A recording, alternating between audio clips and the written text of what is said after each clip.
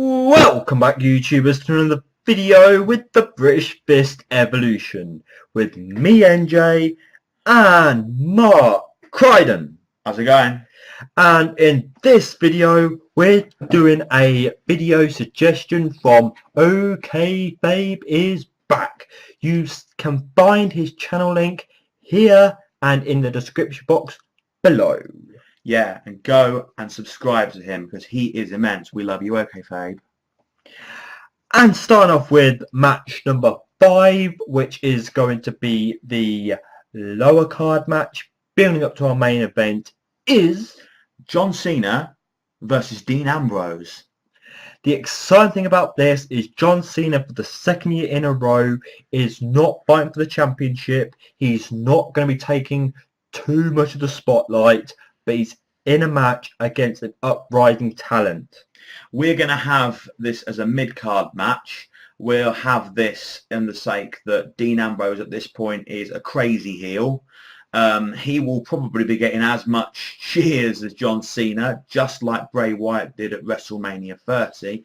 But we see this could be built as a very good feud leading off from Ambrose leaving Rollins. Because with Ambrose becoming a heel, which I personally feel his kind of style would fit so perfectly in, John Cena remaining as a face, I feel that these two fighting each other with their fighting styles, John Cena possibly doing the right thing this year and putting Ambrose over, would benefit this year's WrestleMania. I'd like to hope, yes, like you, NJ, that the booking of this would be that Ambrose gets the win in any way necessary. If shenanigans are involved, so be it. No matter what way it is, I think it would be the best for business and the best for everyone involved if Dean Ambrose goes over here. And that is where we're leaving that match. Number 4 is a match that I'm very excited about just by thinking about it. And before I say it, is Daniel Bryan. Yes! Yes! Yes! Versus the big swinger, Cesaro. The big swinger, blimey. He has had a turn for the worse. Cesaro, yeah, or, you know, Cesaro, Antonio Cesaro, whatever you want to call him. We know that you guys and girls want to see this match because you're at home there thinking, this is everything, this is going to be the best match I've ever seen, the best wrestling in the world. We also think that with the right booking, this actually could be a legitimately good feud. As much as I see Cesaro being a better face, we've read reports as of this video that they want to put all the concentration on Roman Reigns, waiting for a better time for Cesaro. So with Daniel Bryan being the over face he is, and Cesaro being the uprising talent, they just bounce off for that reason and their in-ring styles. You know, they could go 25 minutes to half an hour in this match and give you an absolutely fantastic show. Whether a belt needs to be involved by this point, who knows? It just depends on how Daniel Bryan is actually booked to come back to the WWE, because by this time we're thinking he's not going to be back at SummerSlam. We don't think Night of Champions either, so it's likely to be near Survivor Series. So whether it's for a mid-card belt, possibly. Does it need to be for a belt? I don't think so. I feel that as much as you fans would love to see Bryan come back and reclaim his championship, I feel that Daniel Bryan versus Cesaro who could possibly be fighting his way towards the main event scene and wanting to prove himself against Daniel Bryan, would make a great match. Absolutely. Now, number 3 on the card, going further, and I'll make this point very quickly before we announce this match. OkayFabe, you asked us, and you said to us, should I say, that bearing in mind the likes of Sting and Brock Lesnar and Daniel Bryan were actually on the roster at this point, we've actually taken your points across and created our fantasy WrestleMania 31 card from that. So with that being said, number 3 in terms, number 1 being the main event, number 3 on the list is Sting versus Bray Wyatt.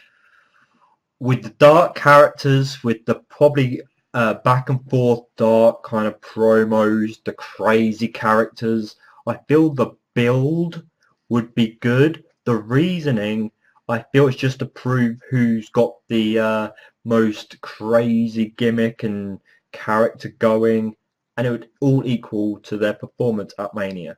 If I'm honest, it'll probably be an ugly match. I've had my views on Sting before, and you've probably heard them already. With regards to Bray Wyatt, he is a far better mic talker in terms of an in-ring talent, in my opinion. He's not awful, but I think, to be honest, his promos deliver far much more than what his actual in-ring work does. I think a stipulation could work in this match. Maybe an Inferno match, maybe a street fight, something along those lines. If weapons could be involved, hallelujah. I feel that these two, the mic work would probably be the best thing about it. The weaponage, I feel that with Sting being the age as he is, as we've said before, Bray Wyatt probably wanting to take advantage of Sting without his family, he could use weapons. So it all adds up to probably a hardcore, possibly bloody match that WWE will allow it. Absolutely. I'd love to see that. I'd love to see sort of the Crow, baseball bat Sting, and the promos they could do with these two characters. You know, as much as, you know, I have criticisms of Sting getting in a ring, I have criticisms of the possibility of him facing the likes of The Undertaker and what have you. Although I have these criticisms, the way that they could book this feud between these two leading up to WrestleMania could be fantastic. And I feel that with Bray Wyatt in ring style, Sting might not have to do too much work in the match, because it's more about the psychology from these two to make the match work. Absolutely. Absolutely right. So we're up to our top two, NJ. So second on the card. This is second to the main event. What have we got? Brock Lesnar in his possible last match in the WWE, unless the WWE want to pay him longer to stay for another year, versus The Rock. Brock v. Rock. Whether there isn't a stipulation of maybe retirement match, maybe last match with the WWE, loser leaves the WWE, it's a possible. I don't think there necessarily needs to be a belt in this, because I think that they are two massive draws that are going to bring money in that pay-per-view, whatever. But we are going with the possibility that the world title could be on Brock Lesnar here, and Brock Lesnar doesn't put over The Rock, but gives us SummerSlam 2.0 at WrestleMania, and possibly The Rock carrying it forward to the other future heels stepping up. There's so many things you can do also with regards to build to this, whether that be in contract signings, in promos, in vignettes. Rock versus Heyman, for example, is something that I'd love to see. We could also have Rock via satellite, or Brock via satellite. Yeah. Absolutely. And, you know, Heyman would build this up through February, March and April. Absolutely fun. You know he would. And, you know, Rock would give as good as he gets. And that's why it would be captivating, and people would want to see the outcome. You have Rock's entertaining promos, but he can kick in and be serious when needed. Heyman really putting over Brock. I think this would be perfect. A step up from when they last faced each other. No, I totally agree. So we've done your 5, 4, 3 and 2. We're now to the main event. Now, ladies and gentlemen, the main event we have got for WrestleMania 31 is Triple H versus Roman Reigns. And the reason you may complain that Roman Reigns is versus Triple H in a main event, and Triple H maybe shouldn't be in the main event, is because of the stipulation. We believe the stipulation should be that Triple H is representing himself and Stephanie McMahon for the ownership and chairperson of the WWE, so the full control. Whereas Roman Reigns is representing Vince McMahon. You could have the championship here, and either one of them could be champion, so it makes the match even bigger. But the point is, maybe storyline more than real life. Vince McMahon is wanting to end Best for Business, so he's coming back with Roman Reigns, the most over-top face at this point to take down the current person running the show, Triple H. You could have Triple H continue like he has been doing, slating the fans, taking the mick out of people on social media, Facebook, Twitter, Instagram, etc., all of the YWC, the smart marks of this world. You can have that going for the next 6 to 8 months, to the point where Vince comes in and says you should be respecting the WWE universe. You should be listening to them.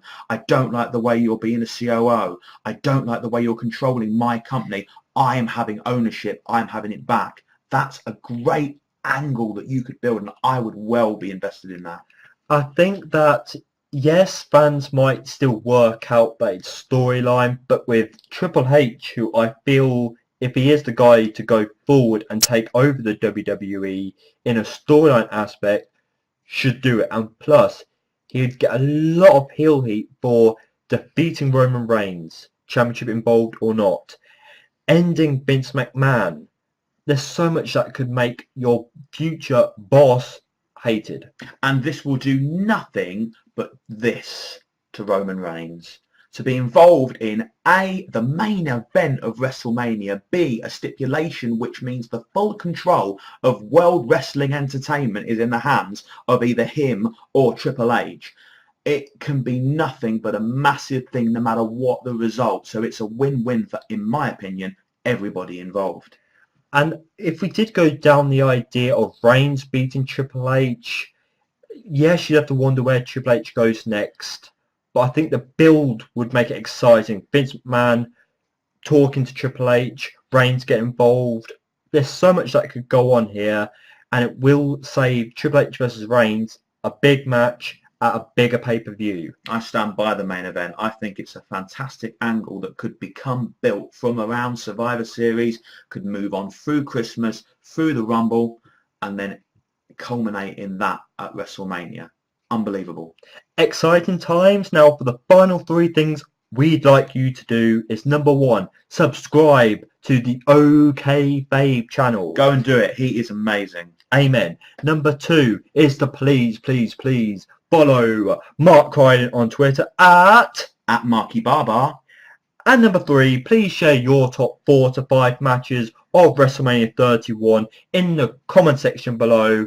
Have a great day, have a great week, and from the British Fist Evolution, take it easy, and goodbye. Goodbye.